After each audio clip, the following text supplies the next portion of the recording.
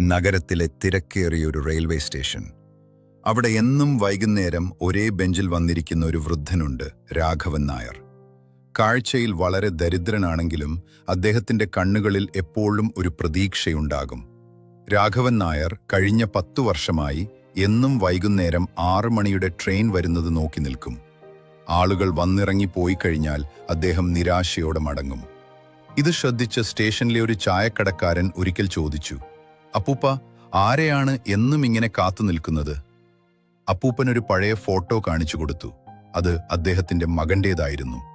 10 വർഷം മുമ്പ് പട്ടാളത്തിൽ ജോലി കിട്ടിപ്പോയതാണ് അവൻ. അവൻ വരും, വരാതിരിക്കില്ല എന്ന് അദ്ദേഹം വിശ്വസിച്ചു. നാട്ടുകാർ അദ്ദേഹത്തെ ഒരു ഭ്രാന്തനായി കണ്ടു.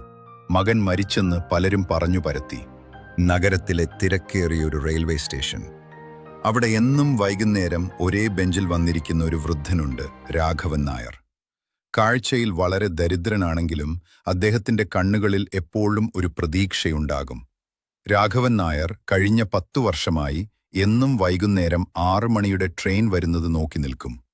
ആളുകൾ വന്നിറങ്ങി പോയി കഴിഞ്ഞാൽ അദ്ദേഹം നിരാശയോടെ മടങ്ങും. ഇത് ശ്രദ്ധിച്ച സ്റ്റേഷനിലെ ഒരു ചായക്കടക്കാരൻ ഒരിക്കൽ ചോദിച്ചു, "അപ്പൂപ്പ, ആരെയാണ് എന്നും ഇങ്ങനെ കാത്തു നിൽക്കുന്നത്?" അപ്പൂപ്പനൊരു പഴയ ഫോട്ടോ കാണിച്ചു കൊടുത്തു. അത് അദ്ദേഹത്തിന്റെ മകന്റേതായിരുന്നു. 10 വർഷം മുമ്പ് പട്ടാളത്തിൽ ജോലി കിട്ടിപ്പോയതാണ് അവൻ. അവൻ വരും, വരാതിരിക്കില്ല എന്ന് അദ്ദേഹം വിശ്വസിച്ചു. നാട്ടുകാർ അദ്ദേഹത്തെ ഒരു ഭ്രാന്തനായി കണ്ടു. മകൻ മരിച്ചെന്ന് പലരും പറഞ്ഞു പരത്തി.